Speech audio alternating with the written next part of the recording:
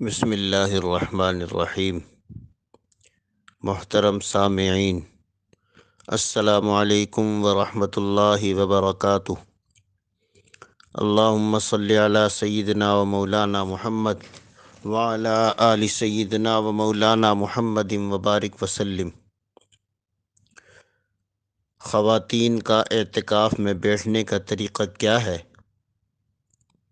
عورتیں گھر پر کیسے اعتکاف میں بیٹھیں، اس کے بارے میں عرض کروں گا۔ رمضان المبارک کے آخری عشرے میں اعتکاف کی بہت فضیلت ہے۔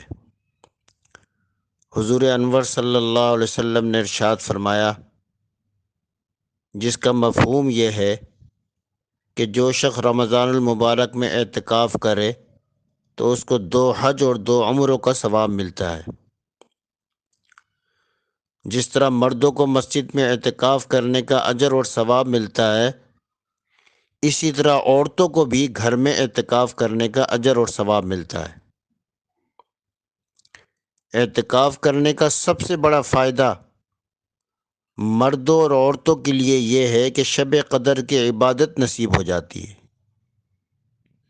اسی لیے خواتین بھی رمضان المبارک کے آخری عشرے میں گھر میں اعتکاف کر سکتی ہیں۔ اعتکاف کے بہت ہی باریک مسائل ہیں، ان کو سمجھنا چاہیے۔ نمبر 1، اعتکاف کیا صرف شادی شدہ عورت ہی کر سکتی ہے؟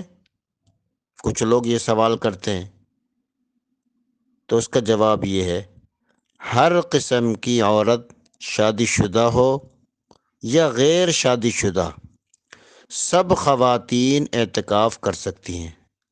ہاں، شادی شدہ عورت اپنے شوہر سے اجازت ضرور طلب کرے۔ نمبر 2، اعتکاف کے لیے روزہ شرط ہے۔ رمضان المبارک کے آخری عشرے میں سنت اعتکاف کے لیے روزہ شرط ہے۔ اگر روزہ نہیں ہے تو سنت اعتکاف نہ ہوگا۔ اگر کوئی شخص اعتکاف میں تھا اور روزہ ٹوٹ گیا تو اس کا اعتکاف بھی ختم ہو جائے گا۔ اسی طرح خواتین کو اگر اعتکاف کے دوران حیض آ جائے تو اس کا روزہ بھی ٹوٹ جاتا ہے اور اعتکاف بھی ٹوٹ جاتا ہے۔ اس لیے خواتین اعتکاف سے پہلے اپنی تاریخ کا خاص خیال رکھیں۔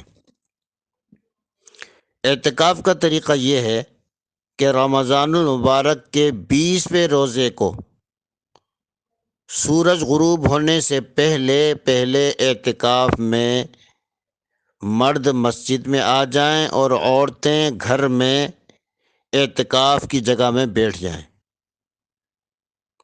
گھر میں ایک جگہ مخصوص کر لیں۔ بہتر ہے کہ جہاں نماز پڑھتی ہو اسی کو گھر کی مسجد سمجھ کر اسی جگہ اعتکاف کر لیں، یا پھر کوئی اور کمرہ مخصوص کر لیں، اس میں اعتکاف کی نیت کر کے بیٹھ جائیں۔